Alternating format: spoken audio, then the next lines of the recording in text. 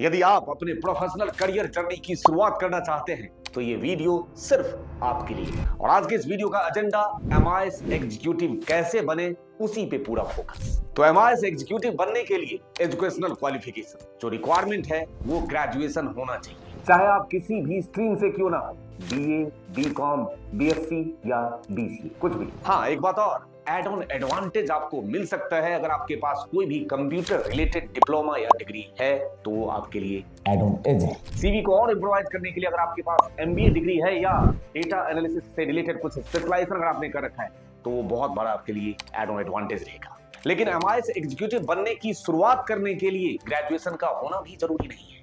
आप under graduate भी हैं तो शुरुआत की जा सकती है। पहले एंट्री किसी छोटे ऑर्गेनाइजेशन में करके फिर मूव करेंगे टॉप एमएनसीज की तरफ। और अब मैं आपके सामने रखता हूं रिक्वायर्ड स्किल्स जो एक एक करके सबसे ज्यादा जरूरी है। उसमें मैं सबसे टॉप पे रखना चाहता हूं आपका कम्युनिकेशन स्किल्स। आप कितनी ही नॉलेज इकट्ठा क्यों ना कर लें, अगर आपको प्रेजेंट ही नहीं करना आया तो नॉलेज किस काम का है। और यहां मेरा कम्युनिकेशन स्किल्स से मतलब सिर्फ इंग्लिश कम्युनिकेशन तक से नहीं है। मुझे ये समझाना है कि आपके पास डेटा का अंडरस्टैंडिंग होना चाहिए।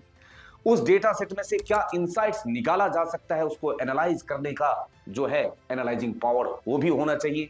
और साथ के साथ उसको रिप्रेजेंट करने की स्ट्रेटजी भी आपको पता होनी चाहिए। ये मैं कम्युनिकेशन की बात कर रहा था। सेकंड स्किल सेट जो आपको सबसे ज्यादा मैंडेटरी है वो है एडवांस एक्सेल की बहुत डीप नॉलेज, जिसमें आपको हैंड्स ऑन एक्सपीरियंस वीलुकअप पे, pivot table, count if, sum if, conditional formatting, data validation, इससे रिलेटेड जो मेन कॉन्सेप्ट है ये आपका बहुत स्ट्रांग होना चाहिए।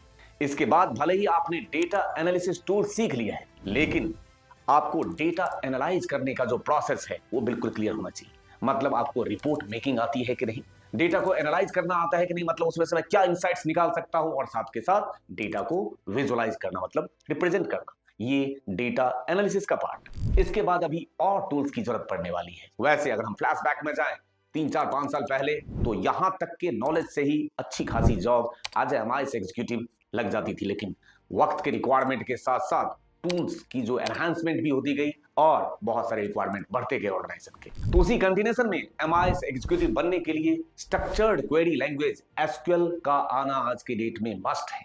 अब ये एसक्यूएल क्यों मस्ट है आप खुद सोच के देखिए। अगर आपके पास large amount of data set है तो उस डेटा सेट में से डेटा को रिट्रीव करना, उसके साथ मैनिपुलेशन करना, वो आपके नॉर्मल एक्सेल के बस की बात नहीं है। ऐसे में large amount of data set को हैंडल करने के लिए एसक्यूएल की नॉलेज होनी बहुत जरूरी है। और साथ के साथ दो में से कोई एक डेटा विजुअलाइजेशन टूल, चाहे पावर बीआई या टैब्ल्यू, इन दोनों में से किसी एक या दोनों की नॉलेज होना बहुत जरूरी है आज के डेट में, क्योंकि ये दोनों टूल्स स्पेशलाइज्ड टूल हैं। डेटा को transform, data modelling, data visualisation, dashboard development करने के लिए बिल्कुल स्पेशलाइज्ड टूल हैं, उसी के लिए बनाए गए। अब इन सारे टूल्स को मैंने सीख लिया है तो सीख लेने के बाद का स्टेप मैं ये जानना चाहता हूं कि एमआईएस एग्जीक्यूटिव करते क्या होंगे। मैं एमआईएस एग्जीक्यूटिव वर्क डिटेल्स को इंट्रोड्यूस कर रहा हूं। एज एमआईएस एग्जीक्यूटिव आपका जो प्राइमरी काम होने वाला है वो होने वाला है रिपोर्टिंग। कौन सी reporting? Daily reporting, weekly reporting, monthly reporting, ये आपका सबसे प्राइमरी काम। साथ ही आप ही रिस्पॉन्सिबल होने वाले हैं अपने ऑर्गेनाइजेशन के बिजनेस ऑपरेशंस को सपोर्ट करने के लिए, जिसमें डेटा कलेक्ट करने से लेके उसे एनालाइज, इंटरप्रेट और विजुअलाइज करने तक का रोल आपका ही होने वाला है। साथ ही आपके ऑर्गेनाइजेशन में अगर कोई ईआरपी सिस्टम इंप्लीमेंट हो रखा है तो ऐसे में आपको उसका भी नॉलेज होना चाहिए। वो चाहे आपका ओरेकल है या एसएपी है, उसकी नॉलेज होनी चाहिए। डिटेल नॉलेज नहीं, मतलब कम से कम एंड यूजर की नॉलेज तो होनी चाहिए।